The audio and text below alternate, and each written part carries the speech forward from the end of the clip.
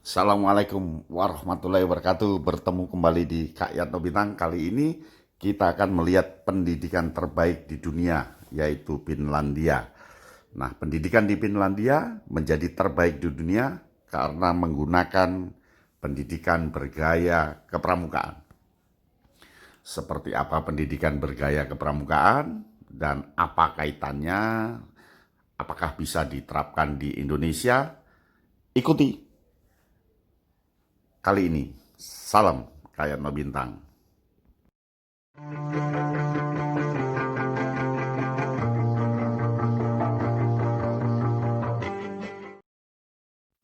Inilah situasi negara Finlandia dengan sistem pendidikan yang betul-betul menjadi sistem pendidikan terbaik di dunia. Pada tahun 1970-an, Finlandia jauh di bawah pendidikan Amerika Serikat. Tetapi 10 tahun terakhir ini, Finlandia menjadi negara yang bisa mengalahkan Amerika, mengalahkan negara yang lain, dan ukurannya adalah ditandai oleh PISA, yaitu tes berpikir kritis, kemudian bagaimana berkolaborasi, dan sebagainya. Tetapi kelihatan bahwa Finlandia menggunakan pola-pola kepramukaan. Apa pola kepramukaan itu? Yang pertama, mengedepankan learning by doing, mengedepankan belajar sambil melakukan. Yang kedua, di alam terbuka, sedapat-dapatnya setting belajarnya harus alamiah, setting belajar yang betul-betul disukai oleh anak. Yang ketiga, cara-cara mengajarnya harus menarik dan menantang karena menggunakan pola progresif. Dan yang keempat, dia menggunakan pola berkelompok. Bagaimana anak satu dengan anak yang lain punya kesetaraan, punya jiwa toleransi, saling membantu, kemudian bekerja sama, bergotong royong, itu semua berada pada naungan berkelompok. Di kepramukaan itu juga diajari tentang berkelompok.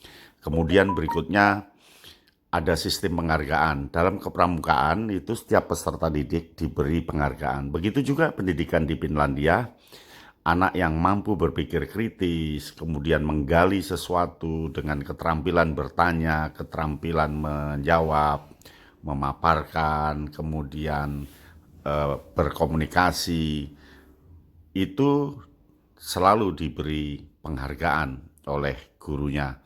Kemudian anak-anak diberi pendampingan yang bagus karena di dalam kepramukaan salah satunya adalah sistem kemitraan.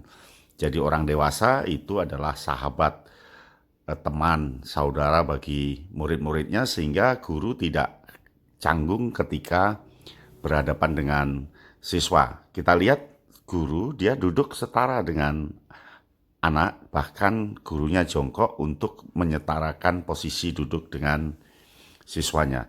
Itulah gaya-gaya pendidikan Finlandia yang betul-betul menerapkan sesuatu secara tematis, kuat, lalu holistik dan terintegratif.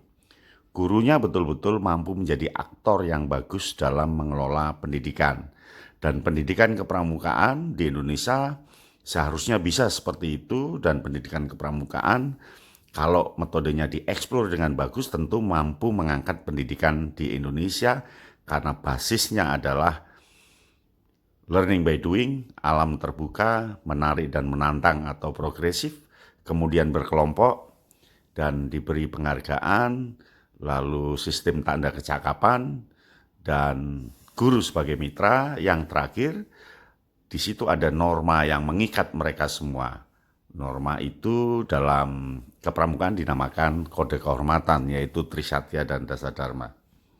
Nah, cara-cara itu tampaknya bisa diterapkan. Tentu Finlandia tidak setahun 2 tahun, dia puluhan tahun membangun seperti itu, dan para pimpinannya, pejabat negaranya punya komitmen kuat. Lalu gurunya betul-betul mantap dalam melakukan peran-peran pembelajaran yang punya kesetaraan dan kesamaan di antara mereka.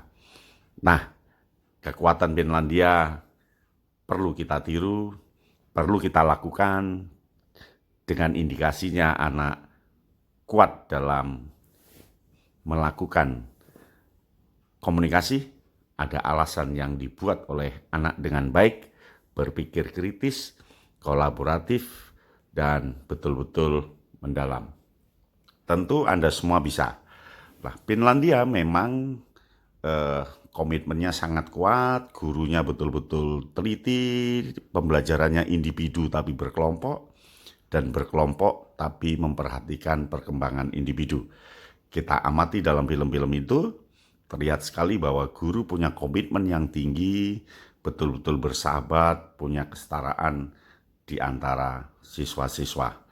Nah, coba kita perhatikan pada pembelajaran matematika berikut ini yang terjadi di Finlandia. Classroom and show the results using bar graph or pie graph. Ja 60% tuli kävellen ja 40% tuli jotenkin muuten ensin äitin tai isän tuomina autolla. Nyt Valtteri kertoo vähän. Punainen väri, eli 22% sanoi, että hennekeitto ja pannukakku olisi paras kouluruoka. Ja vihreä väri, 6% piti kalapuikkona parhaimpana ruokana. Ja oranssi väri, 72% piti uunimakkaraa parhaana ruokana. Our homework was to ask our family where and when they needed to calculate procents and how they managed it. My mother is a dentist. She needs percentage every day. My sister has used percentage in sales. One of the myths about Finns is that we are blue-eyed and we have light hair. We made a research and as you can see, it's not true. In our classroom, only 1/5 has blue eyes and 1/3 has light hair. Math is fun. Math is hard work. Math is difficult. Math is interesting. Math is teamworking. Math is challenging. Yang paling penting adalah kita berani mencoba, berani melakukan. Beri alam terbuka sebagai wilayah anak, sebagai rumahnya anak, dan kita tidak boleh takut terhadap sesuatu karena memang semuanya sudah diukur. Demikian ya, sampai di sini pertemuan kita. Salam Kaya No Bintang.